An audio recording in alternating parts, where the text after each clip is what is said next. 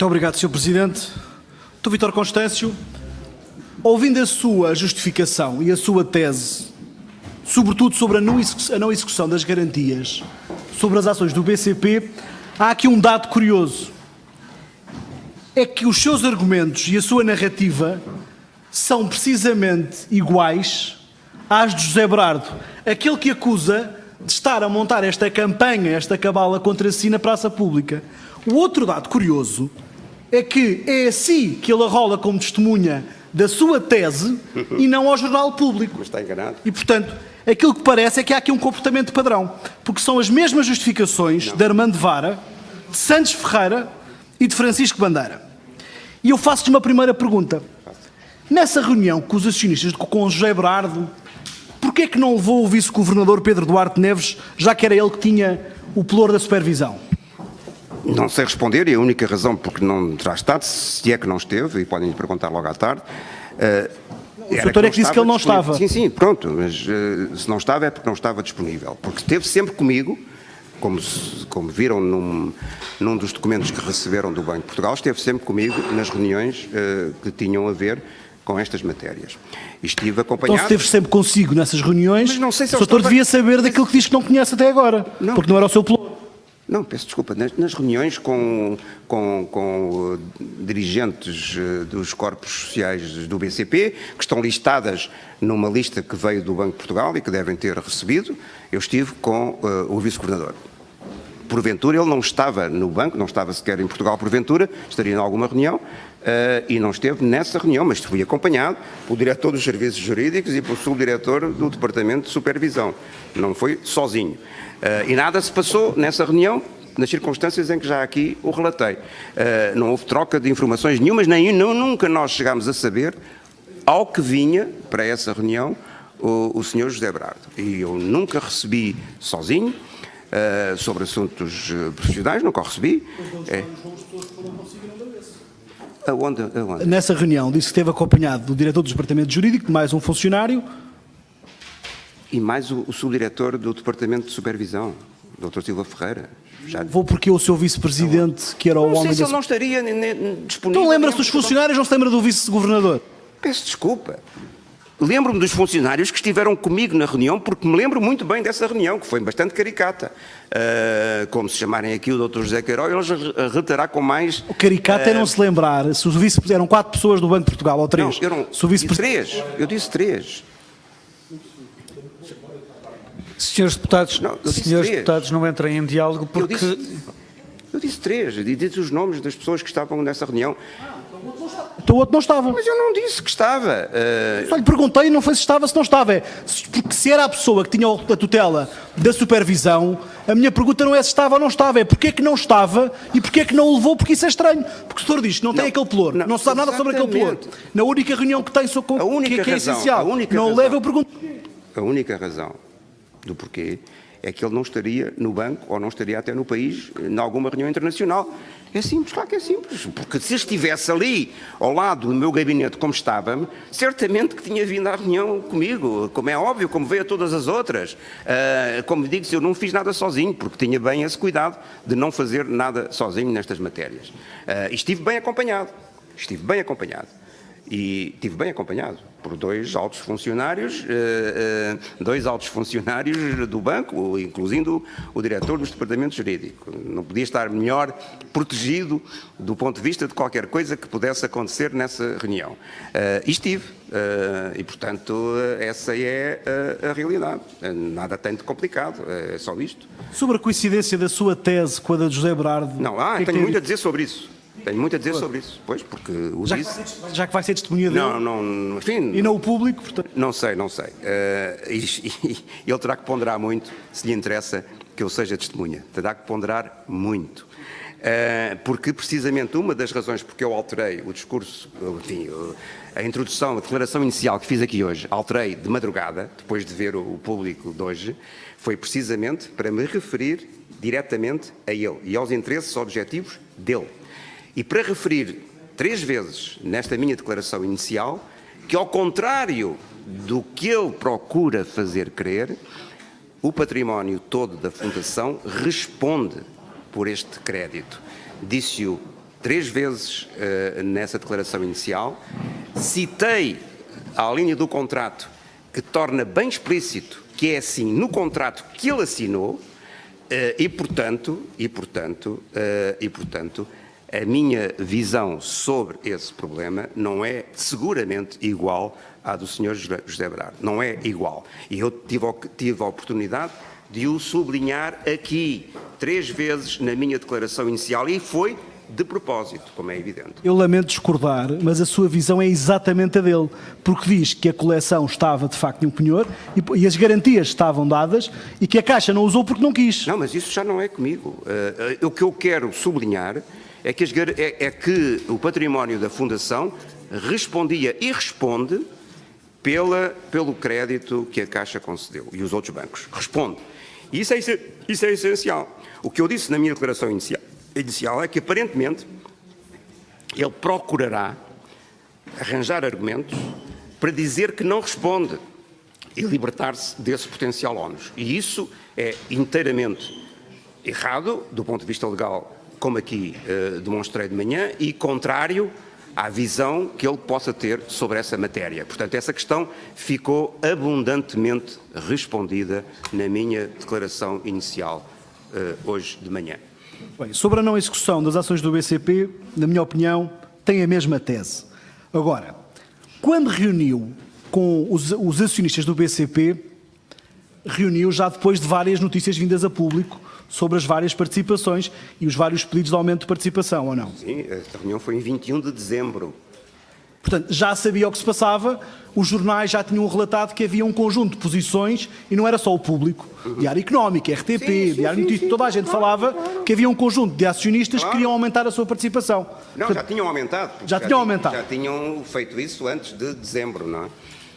E nem aí percebeu que havia ali uma manobra concertada de assalto a um banco, ou de tomada de controle de um banco. Não pode, o Banco de Portugal, e penso que ninguém... O Banco de Portugal é jornais. Não, sabia disso tudo, mas o Banco de Portugal não caracteriza a situação de disputa entre acionistas, que é uma disputa legítima, de terem acordos entre si, de procurarem ter posições e terem apoiantes para essas posições de outros acionistas.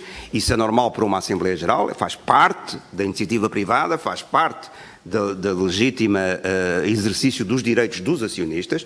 Essa disputa era entre eles e que, repito, foram convocados, objetivamente, de acordo com as participações que tinham e estavam, portanto, acionistas dos 2 chamados grupos. Não houve qualquer discriminação entre eles naquilo que o Banco de Portugal fez. Não tomou partido em nada. Não tomou partido por essa Mas tem consciência que nessa reunião, após essa reunião há um resultado. Não. Mas qual resultado? O resultado... O candidato que é afastado e há um presidente de banco que é escolhido. No dia a seguir. É coincidência? Peço desculpa. Eu disse nessa reunião, dissemos em público, ninguém foi afastado. Não havia ninguém inibido. Nós dissemos que daríamos... Isso é o que disseram em público. Em privado nós não estávamos lá para ouvir. Mas tenho muitas testemunhas dos outros membros da administração que estiveram. E ninguém nunca, dos acionistas todos, dos 2 grupos, nunca nenhum acionista negou ou pôs em causa aquilo que nós dissemos nos 2 comunicados públicos. Portanto, o que lhes foi dito foi o que está nesses 2 comunicados públicos. Ninguém contestou essa afirmação que nós informámos que ninguém estava inibido e ninguém estava incapacitado para concorrer aos órgãos de gestão do banco. As escolhas foram deles. E podiam ter escolhido uns e podiam ter escolhido outras pessoas. A Assembleia foi em 15 de janeiro e poderia não ter resultado em 15 de janeiro. Era uma decisão... Mas disse aqui há pouco que falou com os acionistas e que até revelou informação sobre os processos que existiriam ou não. Não revelou informação sigilosa sobre o processo de idoneidade. Disse precisamente o contrário. Como é óbvio, disse precisamente o contrário, que, dada a evidência que já existente, e que era muita nessa altura, já tinha havido até a reunião com o Dr. Filipe Pinhal com a carta, mas além disso, toda a informação que veio na última denúncia que entrou no Banco de Portugal e na CMVM, que entrou em 11 de dezembro, portanto, antes dessa reunião de 21. E nessa informação toda havia indícios, e aquilo que foi dito foi que há fortes indícios das irregularidades, temos essa evidência, isto desembocará em processos de contraordenação.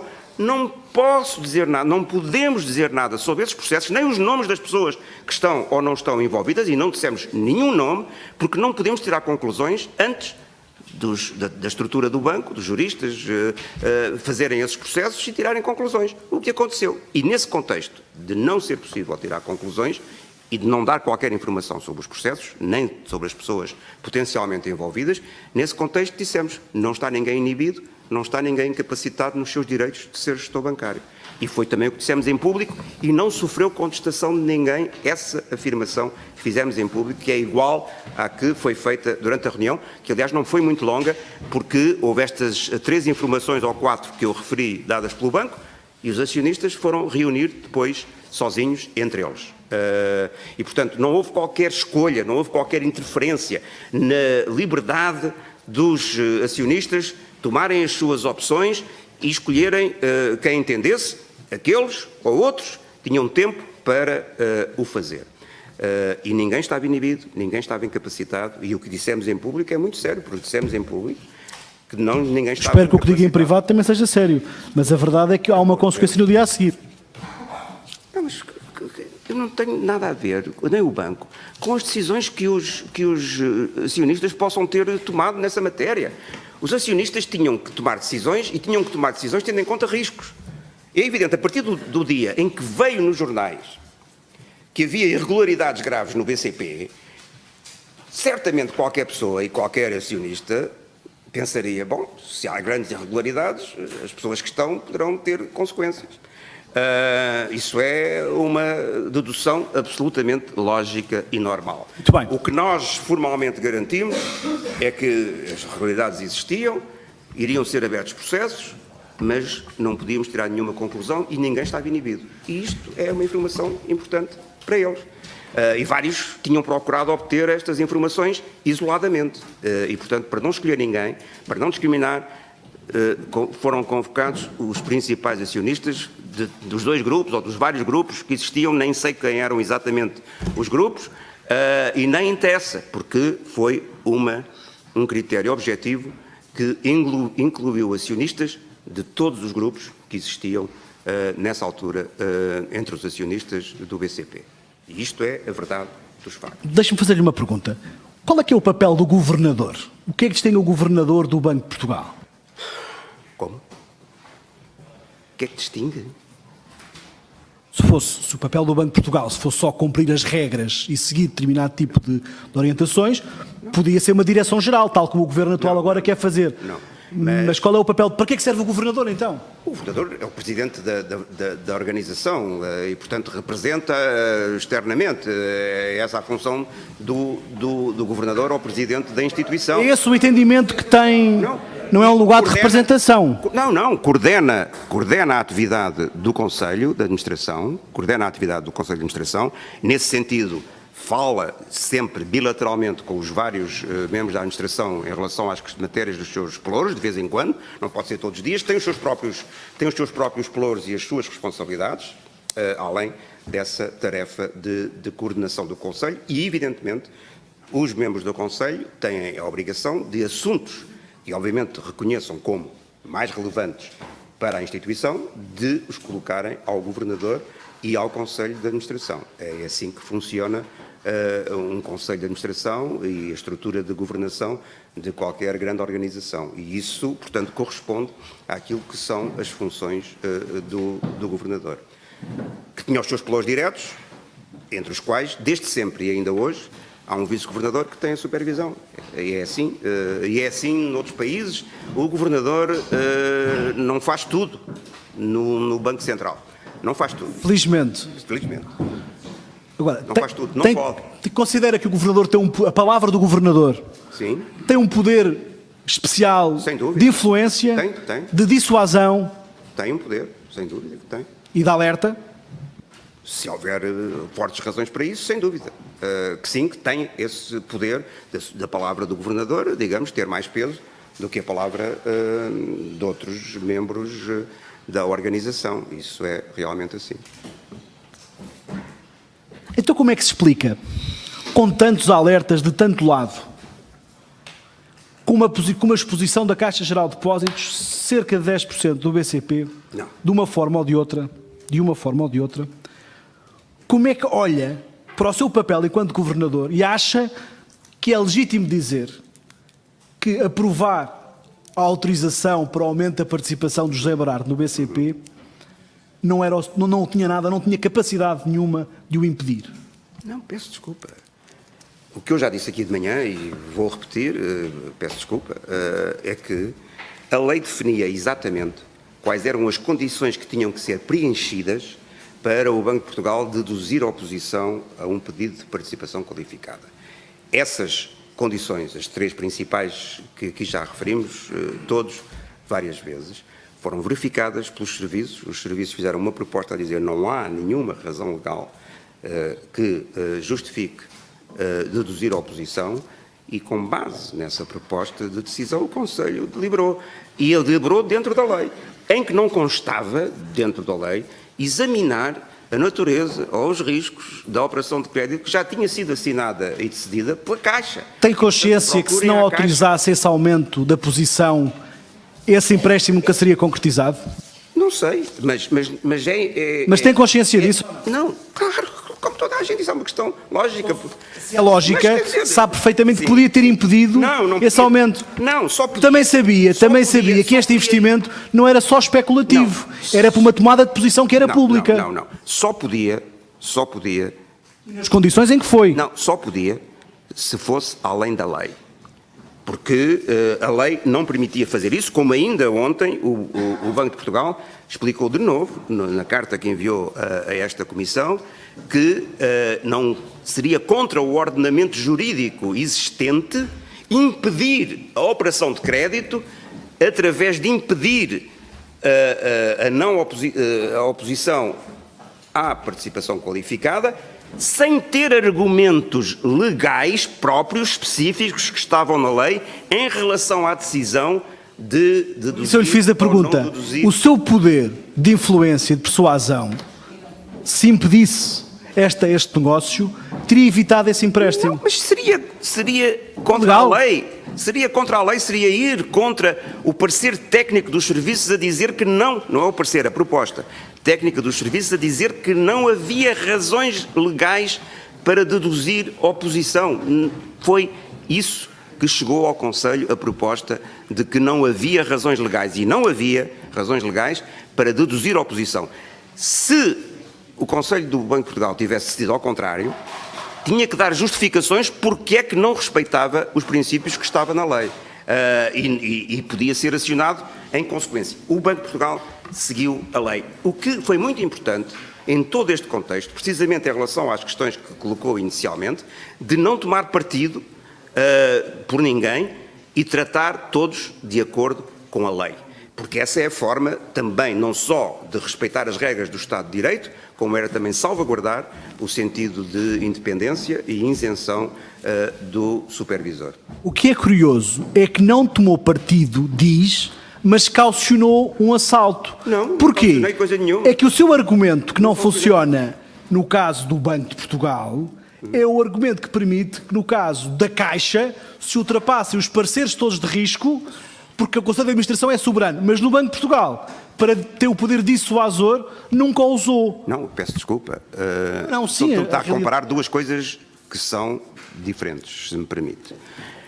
Estamos a falar de tratar do cumprimento ou não cumprimento das condições legais para deduzir oposição a uma participação qualificada. Não havia essa proposta e esse parecer dos serviços. As condições legais... Mas não tinha conhecimento que outros acionistas pretendiam o mesmo, recorrendo ao mesmo financiamento da Caixa? E também obtiveram esses financiamentos. Há vários. Mas isso é que é estranho. Não é estranho. Então, e mais tarde, faz parte do quando cauciona, quando, por exemplo, cauciona a ida de Santos Ferreira, Armando Vara e Vítor Fernandes para o BCP, não viu que isso tinha uma ligação que não era coincidência? Os mesmos que aprovaram os créditos foram gerir esse banco. Não achou que isso era estranho? Não tem, no Banco de Portugal não teve nada a ver com isso, nem podia ter. Teve que autorizar. Não, autorizar o quê? Diga-me lá o que é que eu teria... Autorizar? Autorizar o quê? Idoneidade? Não. Mudança de administração? Não, mudança de administração não faz parte de nenhum ato legal de supervisão. Idoneidade? Idoneidade já a tinham porque estavam em exercício no sistema bancário. Não precisavam de nenhuma repetição da concessão. Então, e o Banco de Portugal? Idoneidade já a Isso é um tinham. refúgio legal. Não, mas não acha estranho que acionistas... Porventura, essa terá sido uma das razões dos acionistas, não faz a mais pequena ideia, de escolher pessoas que não tivessem esse problema, já estavam no sistema. Não tinham outro. Foram essas pessoas que financiaram toda a compra de ações no aumento de capital. O Banco de Portugal não achou isso estranho. Não, peço desculpa. O Banco de Portugal... Essa desculpa, mas não é por isto. Não. Peço desculpa. É uma expressão genérica. Ok, pensava que era outra. Não é nada. Portanto, o Banco de Portugal não foi ouvido, nem achado nessa decisão, e não tinha que ser, porque não há nada na lei sobre um... Se tivesse achado aquele estranho, tinha feito um alerta. É isso? Como? Alerta? Alerta a quem? De quê? Sobre quê? Eu não sei se o tempo passou fora... Pois, não sei, mas Agora, é verificável que há um conjunto de acionistas que fazem um aumento de capital com base num empréstimo. Esse empréstimo é aprovado por X pessoas. Essas pessoas passam para o banco concorrente e não acha estranho. Não. Essa situação digamos, não é uma situação de todos os dias, não é uma situação normal, como é evidente, é uma situação excepcional. Nada, porém, legalmente impedia isso, e o Banco de Portugal não teve que se pronunciar sobre isso, não foi chamado a pronunciar-se sobre isso. É por isso que as regras que permitem que ao abrigo da gestão sem e prudente poderia ter intervido e não participou. Não, desculpe, já vimos aqui prolongadamente o que eram as razões para a decisão sobre a não oposição à participação qualificada. Isso foi visto em termos legais. Todas as decisões foram legais. E isso é muito importante num Estado de Direito. É que isso para nós não chega. Não chega, pois, mas muita gente... Eu também percebo. O governador não é uma direção-geral. Não é uma direção-geral, mas o governador não pode ir além da lei. Peço desculpa, não pode ir além da lei. Em decisões concretas que têm condições legais. O governador não pode violar a lei. Não pode violar a lei. Mas tem um poder discricionário e de persuasão ao seu dispor. Não, mas que não representa ir além da lei. Isso é que é o ponto aqui todo que é evidentemente importante nesta matéria. Esta questão já foi ultra discutida 2 vezes em 2 comissões de inquérito sobre o BCP, já foram dadas todas as respostas nessa altura. Hoje voltei a mencionar os comunicados públicos, como aconteceu tudo. Não há, em tudo o que eu descrevi, nenhuma discriminação ou preferência, mas há uma isenção total em relação àquilo que eram as disputas entre acionistas, isso é a sua opinião? Com as quais o Banco de Portugal não tinha nada. É claro que é a minha Nós opinião. confirmamos hoje é que o Banco de Portugal, apesar de poder intervir ao abrigo da gestão sem e prudente, não quis intervir. Não quis. Não teve coragem de intervir ou não quis intervir? Não tem poderes no artigo 118. O artigo 118 só se aplica a operações já por realizar. Lemos aqui o artigo. Isso é verdade. É verdade, é o que está, basta ler, qualquer português pode ler esse artigo e verificar que ele só se pode aplicar a operações não realizadas. Vamos ter mesmo que contar o tempo, que é para terminar a sessão antes das 3 horas, portanto, não há outra possibilidade. Aliás, enfim, para não contar no seu tempo...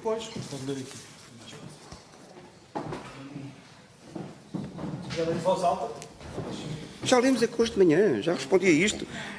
Já lemos hoje de manhã as providências necessárias para restabelecer ou reforçar o equilíbrio. Isto foi feito. Para restabelecer o equilíbrio foram impostas provisões e o reconhecimento dos custos das imparidades, etc. E o Banco de Portugal, como diz no fim, pode notificar essa instituição para se abster de realizar tal operação. A operação estava realizada. Não, a operação de crédito, estamos a falar aqui... Mas o que é que interessa não estar concretizada? Estava assinada com todos os Presidente, efeitos posso pedir ao legais senhor e ex-governador toda a que leia o ponto todo, princípio. Posso ler?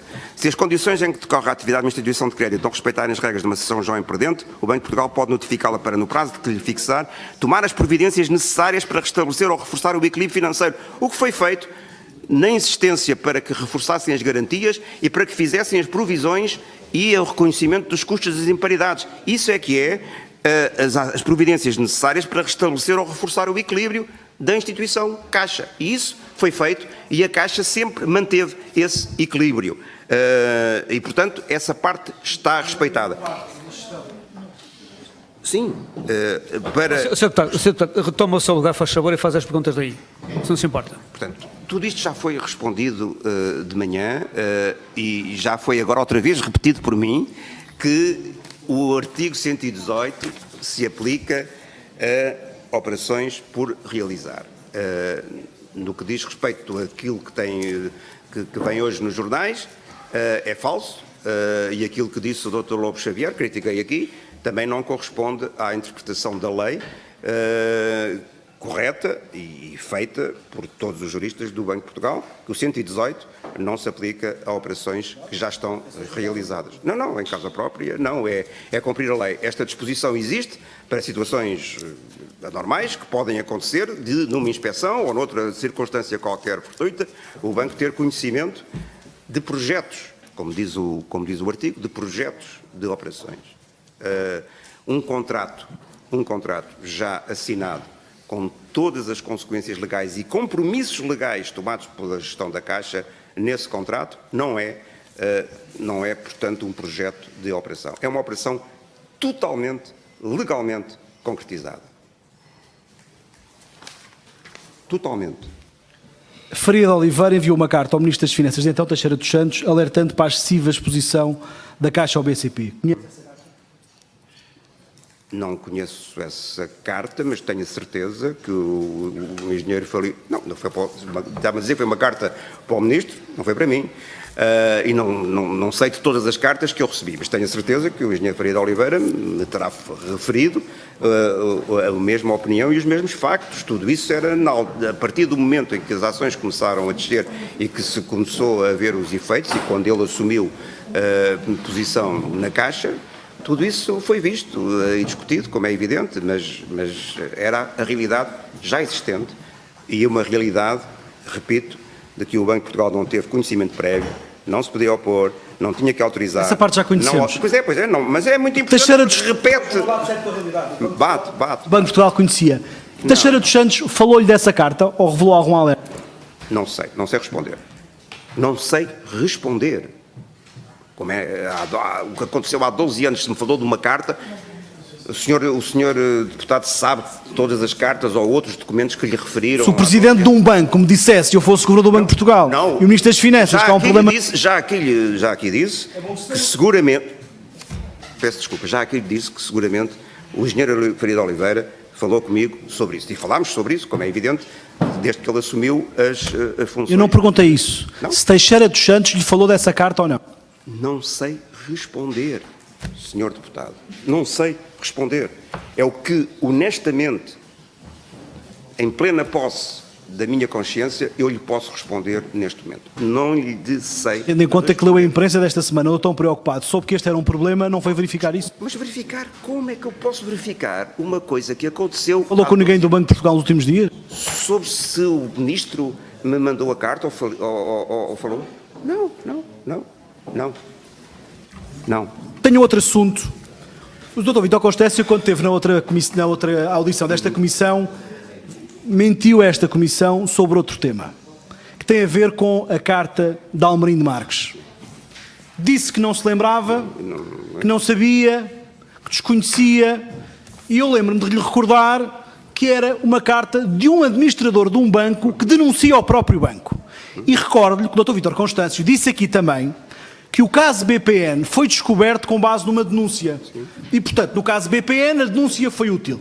No caso da Caixa, que é um bocadinho maior, a carta não terá servido para muito. Essa carta... Porquê é que eu digo que o Sr. mentiu aqui? Porque Porque António, ou então vai desmentir António de Sousa. António de Sousa veio a esta comissão, E disse que conhecia a carta. disse que o governador Vítor Constâncio lhe falou dessa carta com preocupação e conhecia a carta. Muito bem. Portanto, não se lembra da carta, não tem noção disso. Desvaloriza uma denúncia de um administrador. Olha, mas ainda bem que me deu Mas esta... falou... Deixe concluir o Sr. Deputado, que eu já não tenho mais tempo. Ao Dr. António de Sousa, das duas uma, ou desmente o Dr. António de Sousa, Muito bem. ou pede desculpa porque se enganou, isso é legítimo. Sim. O que é verdade é que a consequência de ter ignorado aquele alerta é a única coisa que um governador não pode fazer em funções, é quando tem um alerta. Em concluir, Sr. Deputado. Porque um governador, como eu já disse, não é um diretor-geral. Sem dúvida. E tem responsabilidades próprias Ainda bem nisso. que me referiu isso, porque significa que, efetivamente, eu não ignorei, porque terei então falado com o Presidente da Caixa. Isso foi há 17 anos, não me lembro da carta e dos termos da carta, mas confio inteiramente naquilo que disse o professor António de Sousa sobre isso. O que significa é que, em 2002, não havia nenhuma crise bancária, não havia nenhuma situação de alerta na Caixa Geral de Depósitos, não, desculpe, mas não punha em causa a situação solidíssima da Caixa nessa altura e a rentabilidade na Caixa nessa altura. Eu tinha toda a confiança e razões para a ter no professor António de Sousa como Presidente da Caixa, ouviu, pelos vistos, e ainda bem que o terei feito. Não, com certeza. E ele ter-me dado as explicações sobre aquilo que constava então da dita carta. E que eram, portanto, assuntos, seguramente, quer para ele, quer para mim, e ele tinha a minha confiança, até como ex-governador do Banco de Portugal, e a competência que tinha em matérias de gestão, que a análise dele era seguramente mais correta do que a análise de um administrador, que fez algumas queixas que não tinham. Não, peço desculpa, mas é essa a situação. É essa a situação. Mas é que isso explica muita coisa. Não explica nada. Não explica que, ao contrário do que foi dito nessa primeira audição, que eu devia ter feito uma auditoria. Bem, a situação O teu administrador que denuncia uma coisa, Sr. Deputado, diz que está tudo bem, já o senhor utilizou ignora. todo o seu tempo. Não é o acusado. Agradeço que não. O professor António de Sousa não era o acusado. Ou não era o acusado, no sentido que assegurava uma gestão correta da Caixa, como os resultados do tempo dele o demonstram. Muito obrigado. A vez